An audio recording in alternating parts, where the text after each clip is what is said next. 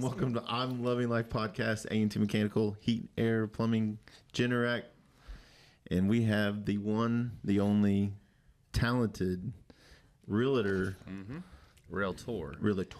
No, it's just realtor. I'm going to let him go with that. Darcy Jones, the one and only. First realtor. The only one you'll need. That's it. There you go. Because what's your thing that you say? Your favorite local. Local. Realtor. But she'll go anywhere. Don't get her twisted. If you go to Texas, why not? Actually not licensed in Texas, but it's okay. You'll find a way. If somebody says, hey, I want you to sell this $10 million bill house, you'll be like, Are you still with Wiseau? Mm-hmm. Okay. And Mustang. Do they do like the upline, downline thing? No. No, they don't do that. Okay. Just curious. Because mainly EXP, Keller Williams. There's ooh, look at that face. Don't look at that face. I just stay in my lane and do my thing. Okay. So what is your lane? Why did you choose realtor? Were you always realtor? No. Okay. I worked in the medical field. When we first got married, I didn't really have a job. And that's Jordan Jones. You want to shout out to Jordan Jones? Episode 20 something. Yeah. Something. Mm-hmm. I worked in the medical field. I had a foot in the door with a family member that was a surgeon. Okay. And had his own practice. And I was like, I'll come clean the office. Like, I thought I wanted to go to nursing school. But that wasn't really what I was supposed to do. Yeah. It didn't pan out, but I'm not very good at school. So there's that. But I worked my way up. I got some licensing and certifications, and then I ended up running the internal billing office for them for almost 10 years. And then we Is that when you met the office or the hospital? Or? For his practice. Okay, got it. Is this pre-Jordan? No, we had just gotten married. Woo! Yeah. Okay. So, way back. And Jordan, was he a cop at this time? He was. He had just gotten through cleat.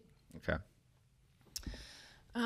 So we, I worked there. We had Abby. She was about to start pre-K. And then we had Morgan, and Morgan was a baby. And so my oldest was about to start school, and I did not want to put her on the bus. And I didn't want to rely on somebody else taking her to and from school. And I was leaving before they were up in the morning, and I was getting home an hour before bedtime. Yeah, and that's hard. Not quality time. So I just wanted our life to look a little bit different. So just kind of started thinking about what that could be, praying about an opportunity to maybe do something different. And real estate kind of opened up for me and sucked you right in. Jump. What year was that? 2015. Okay, so before all the craziness with COVID and all that kind of stuff. Yeah, it was I always say that it was a good time to start real estate because you had to learn to work. Like stuff just didn't fall in your lap. When I would list houses my first few years in real estate, it would take like 6 months for a house to sell. For That's people to wrap their brains around that now, it's kind of like, oh, it's not on the market? I'm going to put my house on the market and then it's going to be 6 months. So you had to learn how to work. So it helps now that we're in the post-COVID market to know how to do your job and work still. Yeah, and negotiate because that's very important. Actually have some skills. Yeah. Before it's like you throw a rock and land a listing, right? Like with realtors. I mean, even if you landed the listing, you didn't hardly have to do anything to sell the house. So it was all off market going. Can you believe how much has changed since then? Like, Not really. I know realtors that went through like the '08 crash and are still realtors now that lived through that. Those are the lived, like OGs, right? Yeah, but when you see big swings in the market, that's when you've kind of held on and kept going. So, Right. Has Becky been in it that long? Becky Seda? yeah, so we were licensed at the same time, Oh, okay. and we kind of clung to each other. Okay. So We actually just recently got to work with her on some TRRs and some Nice. repairs and stuff. So it was probably because I was like, you just need to call A&T. I believe it. I believe it. It I helps. was like, I've been waiting for like 2 years now. Like, I won't tell you who she was using, but it's okay. I think I know. But But I mean, as a realtor, and you're going through those stages, and is it hard to market yourself as that realtor? Is it harder now? I guess it's harder now. Be like, hey, use me, use me, use me. Yeah. Depending on the scenario. Or is it just because you have such a big circle? I mean, you know a lot of people now, so Yeah, so your sphere of influence as you grow your tenure, right. your sphere of influence is going to grow, and so your referrals are going to be different. So my referrals now are more people I know that are sending me people to work with, as far as in the beginning where I was literally just hoping somebody would be like, hey, I happen to need a realtor. Great, here I am. Right. So that's different, Yeah. for sure. If I was doing it over, I don't know that I'd start now. Really? It would be so hard. I can't imagine Because you being brand new right now. because of like there's so many. There's so much that's different. how many agents were in Oklahoma like licensed at that time when you first started? At that time, I don't know. There's like 6,000 now. Holy But cow. at the peak of like COVID, how many were there? Like 8,000, Yes, something like that. like every other person was a realtor. I call those COVID realtors. Yeah. Yeah. Well, one thing I Probably noticed still aren't. with all of our inspections that we did with like, usually they're pretty green.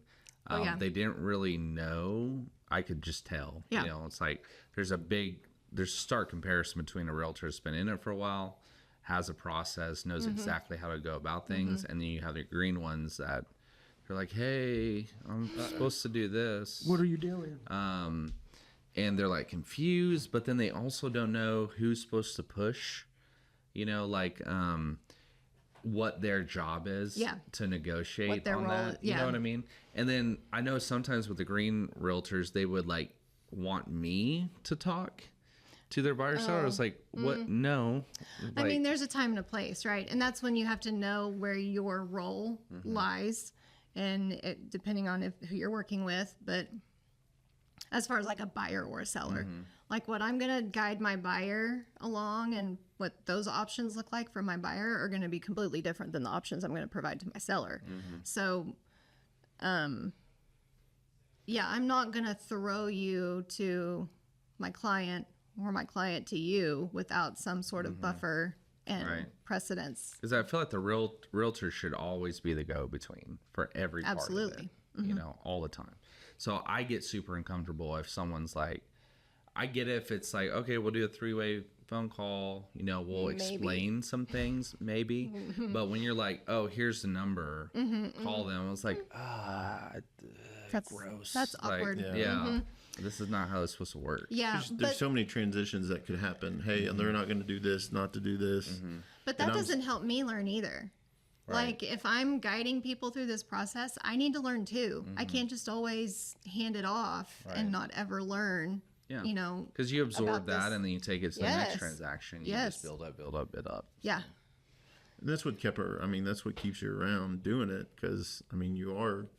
I mean, there's still You've things done it. that I'm like, I know, but reality is that's for everybody. That's us yeah, too. yeah, I mean, he's gotten really good with realtors, taking him through that journey. That's why, Right. like, it's a big part of what he does for us, A&T. And it's just like, for you as a realtor, it's like, man, we're both learning. Let's make it better. And right. because the experience has to be.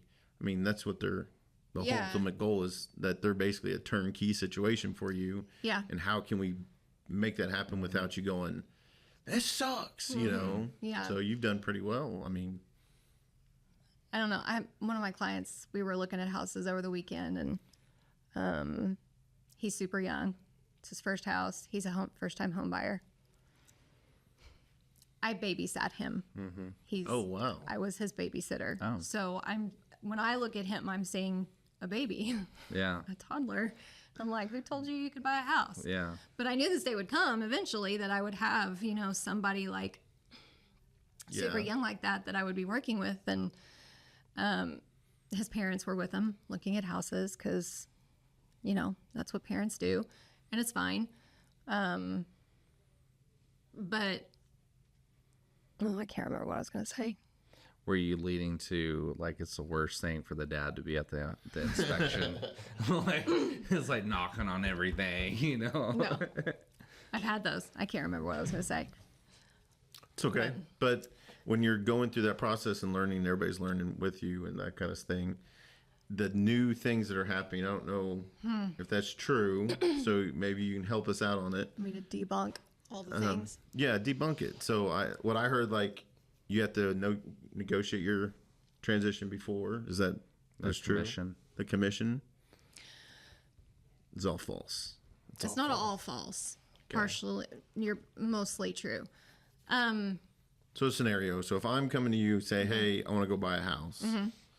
That transaction is what I know is now it's changed because you have to say, I get such and such up front. Yes. So previously, I'm going to try and not get myself a code of ethics or compliance complaint with this. There were common practices previously.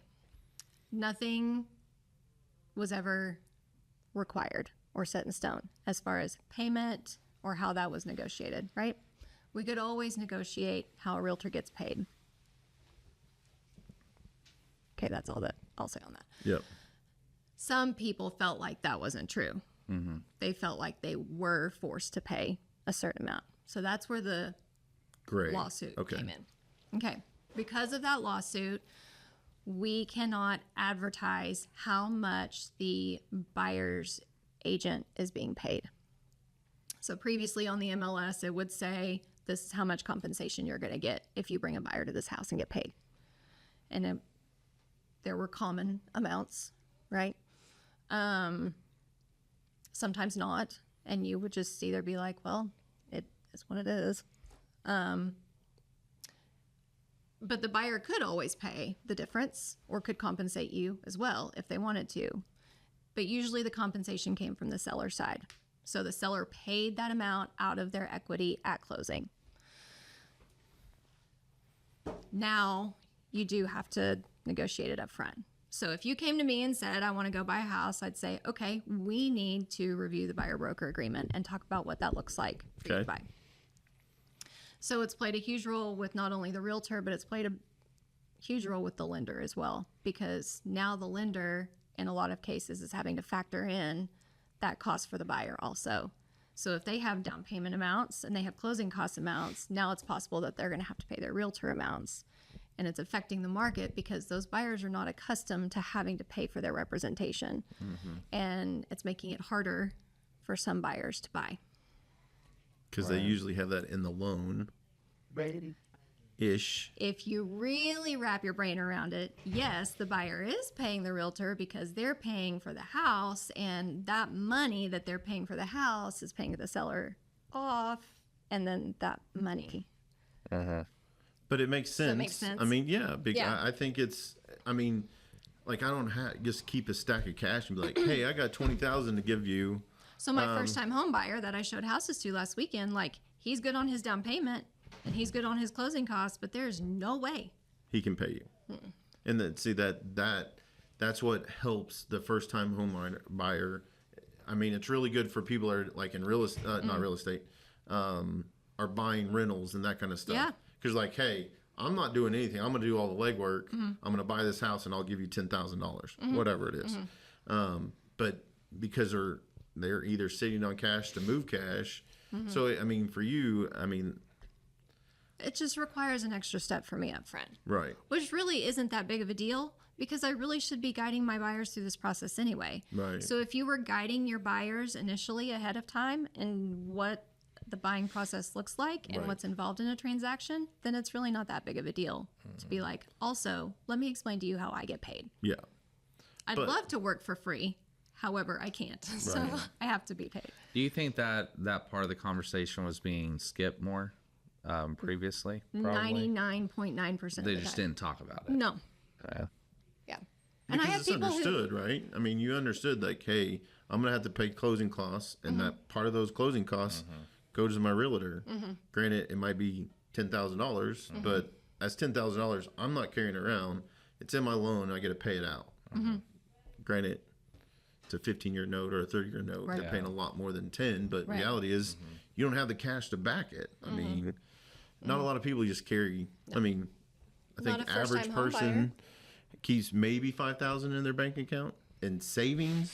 You know what I'm saying? you're talking about a 22-year-old No, kid. no, No. no. It's amazing he couldn't buy a house at all. Right. His credit's good enough to do He it. has an impeccable credit score. He had his only loan to his name is his truck, and he saved his money. Right. I And he works for an air company. Oh. boo.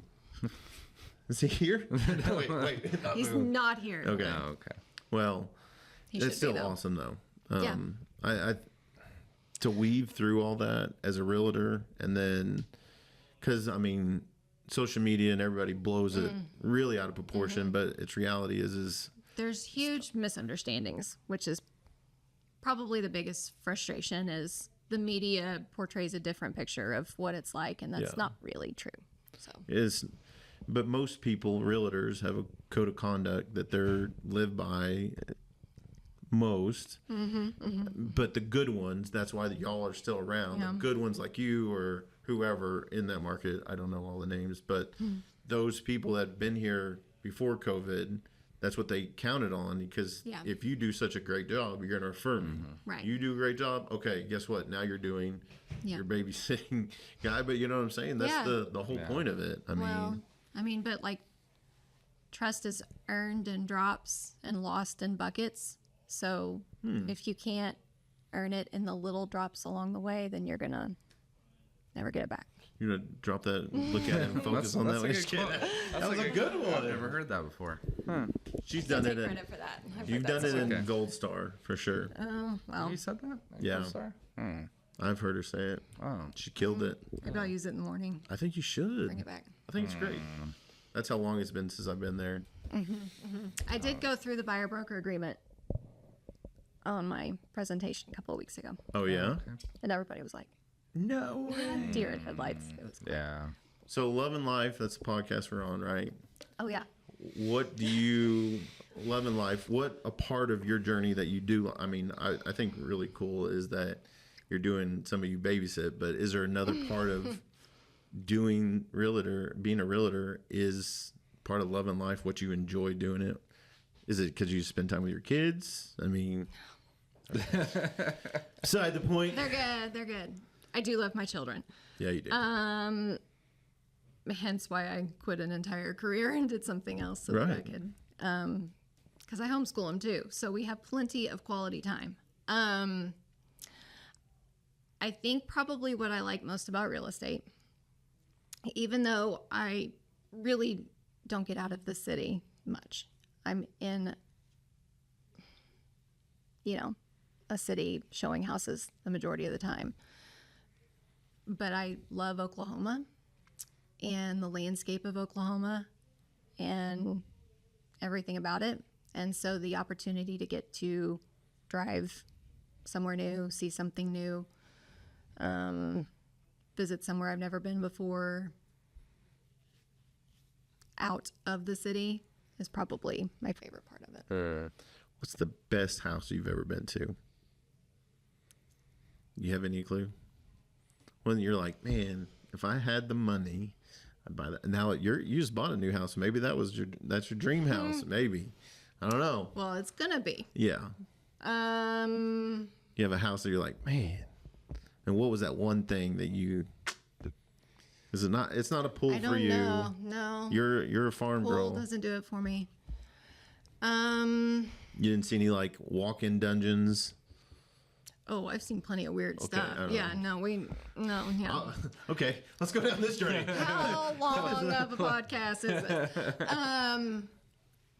Weirdest thing. Let's go probably- weirdest. I'm good with weirdest thing. That's awesome. No. Probably, well, the weird things is like when people don't know you're coming. Like even if you have an For approved showing. showing request. I mean, I've walked in on people asleep in bed. I've walked in on people in the shower. Like Oh. it's usually like a family member and the message didn't get relayed. You know, oh by the way, we have a showing at 10. Make sure you're out of the house. And Right. that's always awkward. I thought it was gonna be weirder stuff. So She's keeping that. okay, I'm being very good. Okay. This big swinger party's going on. You're like, oh, Hey, what did you walk into? No, I came for to sell the house. just here to see the house. My dad is a pastor. Calm down. Land. That's your thing. Yeah. So I don't know I if could you know have about anything, this. I would have more land. So she has a friend that's in the wildlife, right? Mm-hmm. So she goes hunting, I do know this. fishing, all kinds of She's stuff. very Love spoiled. it every day. Very I spoiled. am a little spoiled. Yeah. But you do noodling too, don't you? I have actually never been noodling. Okay, that's the one thing she hasn't You done. can call me no, if thank you. you. Do that. It's like she happy will to go. go. She will go Is with you. that your bucket list right there? Noodling? No. But Because outdoors you do wise, deer, you do all that stuff. yeah. Opportunity to fish, I will always go fish. Shoot a gun, shoot a bow. You guys have a pond on your land, right? We have a creek. Creek. There's nothing in it. There's some fish. Yeah. That's not what you're. It's not fishing. No. Have you ever gone fishing for the is it the paddlefish? And you Several hook times. them, right? Yeah, you're not It's not a actually bait. fishing. You're Yeah. snagging You're them. throwing it out and hooking the fish with the hook. It's a Your giant hook. paddlefish hook is a 3-prong. Like you do catfish? No. No. Like you're No, throwing you're it out. literal- Like a like- hook? Hooking them. How do you see hooking it the onto 'em, fish? because they don't. hang out on the surface, right? Here we go. Show us the way. Okay. I'm just kidding. Like, I don't know everything. A paddlefish spawn, Okay. very short window in the spring, like late March, early April. Not a ton down here. You're going to go to like northeast Oklahoma, right? Keystone, all those creeks and rivers up there. Yeah. They like to be by a dam. So if you can find a river with a dam on it somewhere, they like to be there. So you have, it's not like regular size fishing pole. It's like deep sea fishing pole. So they're really, really long. And you're not using bait or live bait, no anything like that. It's just the hook.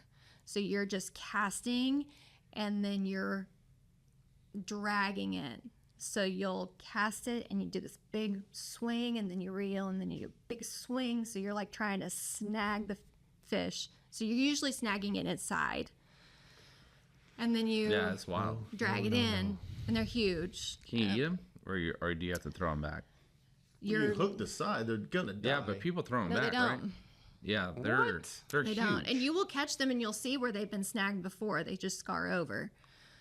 They're huge. My biggest was 65. What? It Yeah, was- paddlefish are huge, and they're the No oldest way. like species too, They're right? old. Yeah, they're like They're like dinosaur era. related. But they're very prehistoric. protected. So you're limited. You can only get one, I think, a year. You have to have your permit. You And have to it's an have extra not. permit. You have Yeah. to have your paddlefish permit with your regular Fishing Fishing It's license. additional. That's way too much. So they put a massive limit on it because people came from overseas for their caviar. They have massive. I'll send you. I won't read it. That's just fascinating. I have old pictures and video, but people would come from Sweden overseas and they would Snatch come 'em up. for their caviar, and so they got very endangered, and so they had to put. Did not large think restrictions. caviar come from those fish in Come Oklahoma.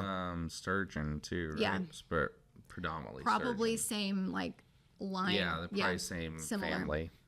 Have y'all had caviar? See? He knows. I don't know. I don't know that I've not even the ever good had. expensive stuff. We went. I don't think I did it. We went to someplace in Dallas, me and my wife, for like our anniversary, and they had like this pile of caviar, and I was like, "Well, when in Rome, Yeah.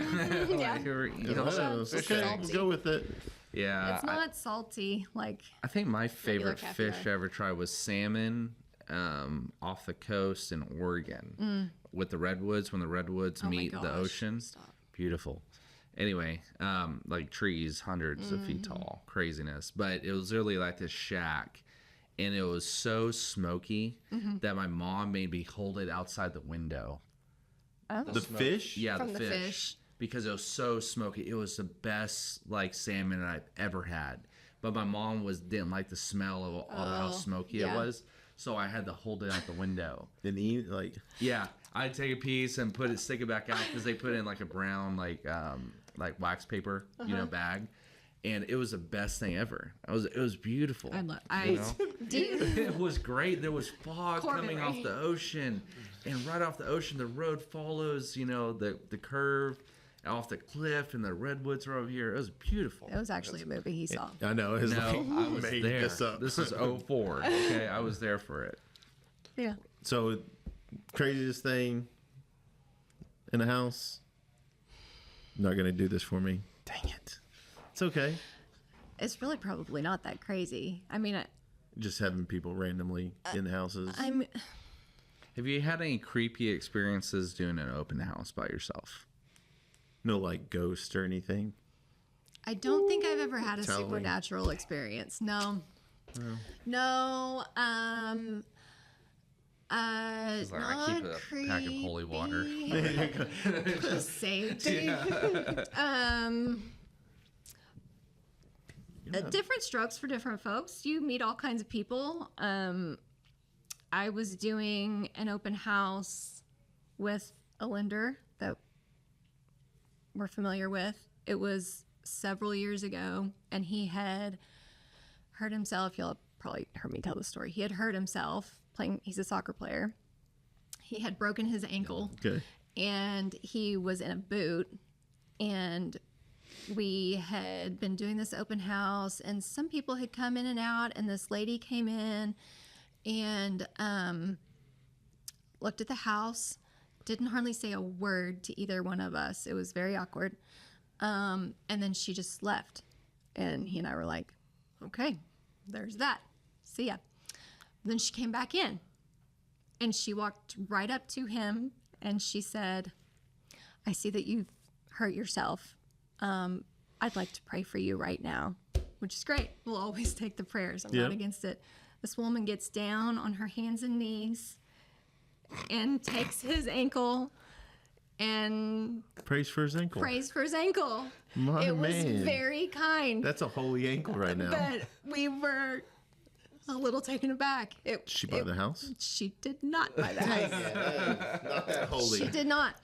But just like, quirky things happen. That's, You should tell your story. No, we're not going down that journey. We did that You first haven't episode. heard. So what? She hasn't heard the story. That's So great. Okay. Yeah. I can edit it out, right? no, we can't. We no, can't. we want it. So a good we story. did a heat and air for this lady for a long time, older lady, Okay. and anyway, she says, "Hey, I had a group of guys with me, and they're like, I had 2 plus me, so we had 3 guys, and they're like, hey," she's like, "I want to give you a massage," and I'm like, "No, I'm good. I got to work." She's like, "No," because I've known her for a long time. Okay. She's older. She was, let's say, she was in her 90s, 80s. Okay. She was Quite older, elderly. and I think I was like 35. No, I didn't have kids. Let's say 30s. Anyway, so I'm like, "No, we got to go." And she's like, "No, I got to do this for you. I want to do it." I said, "Okay." I said, "I'm not laying." And she's like, "No, you don't have to lay down." I'm like, "Okay, this is getting weirder, but we're going to go with it." So I said, "All right, guys, go sit in the truck, turn the car on. I'll be there in a minute." Literally, she's like, "All right, sit down." And her massage she was massaging my soul. So she was going around my body. And I'm like sitting there with my eyes closed, like, where is this going? I thought maybe a shoulder, and I'm just sitting there just chilling. And I'm like, what is going on? So I didn't want to I'm like peeking through, and I see her with her hands like around my face, and it was. So I had a soul massage. It was awesome. And how was feel that different? experience? Did it I was like, what are we doing? do was anything young. for you? And everybody's like, what happened? You don't even want to know. But it was an experience. But I understand that, so it's not too bad. We get some crazy stuff that happens. I mean, not as crazy as your stuff. It's the service industry, right? So you Yeah. meet all kinds of people. What's the most like generous gift that you've been given? Like just from they're super Me. kind. Yeah. Mhm. So they're super kind, right? And they're just like, I insist, I got to give you this, whatever. And it could be whatever it is, but they're just like, no, you have to take it. And you're like, I can't take that. Have you ever had that happen to you before? What? I've had lots of random things given to me. Mostly because people don't want to take the time to move it out of their house, right? They're moving, It's it's like you closing deal with day. it. Oh, by the way, we left this for you. Thanks so much. I've been given boxes of records. That's always cool. So I have a bit of an eclectic collection because it's not necessarily stuff that I'd pick out. But I've been given records. I've been given, knick-knack stuff. I've got this cute little cowboy boot that has like the Oklahoma State emblem on it. I think it's really cute. I was given, the ceramic Christmas trees that are kind of vintage, antique, and they've got the little pegs, and sometimes they're lights, sometimes they're different little pegs, but it lights up, and they're kind of making a comeback. I have one. I have a big one. Do you have the one from Hobby Lobby that's like? That's big. Yes. Yes, we have it. Oh, it's like. Oh, not 5 that big. feet I have it. It's probably about this big. Oh yeah. That's a good one. But they've got them. But they'll be white. They'll be pink. Right. All kinds. I had a lady give me hers, and she had made it. She and her mother had made one together. So they went to a place and had the tree ceramic part made, but it was old. It's missing several of the pegs. That's the OG stuff. I mean, though. that's like when you're being given the family crystal, to me, that's kind of heartfelt. Yeah, you did something. Yeah. I was given a silky chicken. In a I've gotten cage. chickens, yes, from Yeah, sellers. Yeah. What? Yeah, when I was Yeah. selling alarms, it was in Mustang.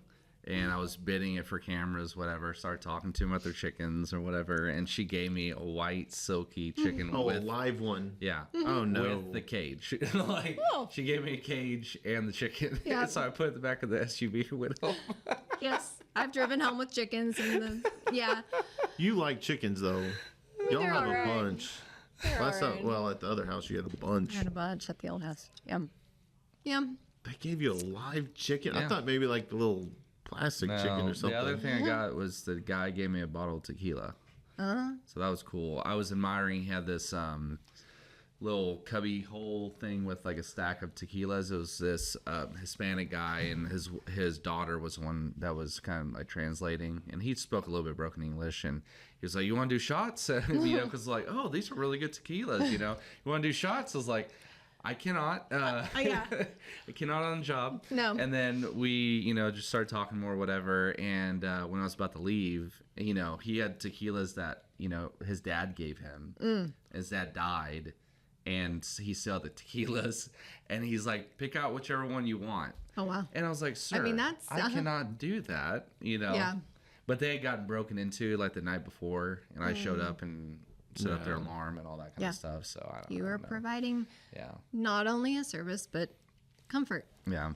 So anyway, I thought it was cool though, because it's like your dad, gave this to you, and you're just letting a stranger like walk over your tequila. Like, oof, okay. So you. the next journey for you, like to get your name out there, I know you're thinking about maybe doing a podcast, Thinking about that.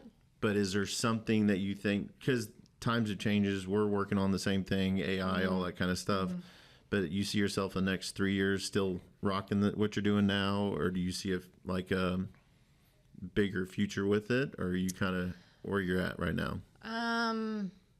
Probably yes, still realtoring. But I think we'd eventually, with what Jordan does, I think we'd like to blend what we each do a little bit more, as far as remodeling and investment properties and that kind of thing. It's always been in the pipeline Yeah. to do some investments, but just never really gotten to that point yet. I mean, y'all both are very entrepreneur. I mean, y'all both love that. Who knew? I know, right? But the reality is like y'all are doing great. I mean, and you have that passion for it. It's like, Dude because works hard. once your back's against the wall, you'll fight through it. Yeah. So y'all have done really well, because not very many realtors can say they've been through COVID. And Oh, that's what it was. My buyer over the weekend, his mom, she said, "How long have you been doing this now?" And I said, "Almost 10 years." And I thought, oh, It's a long it's time. a long time. I mean, I've known realtors that have done it a lot longer, yeah, 40 years. But, I mean, 10 years seems like a lot. it is a decent lot, chunk of especially for time. realtors, because usually Yeah. they're, once it starts to get hard, they'll be like, 3 I'm years going to put tops. in dormant and go cut hair. Average realtor sells 3 houses a year. Really? Well, hopefully those are $2 million houses. They'd have to be. Yeah. Get that commission Yeah. check. Yeah. Goodness gracious. Yeah. Yeah. So at the end of the day, loving life. Thank you for being here. I think you're amazing. I'm glad you're part of our friends, and Thanks, y'all. thank you again for everything. Appreciate it.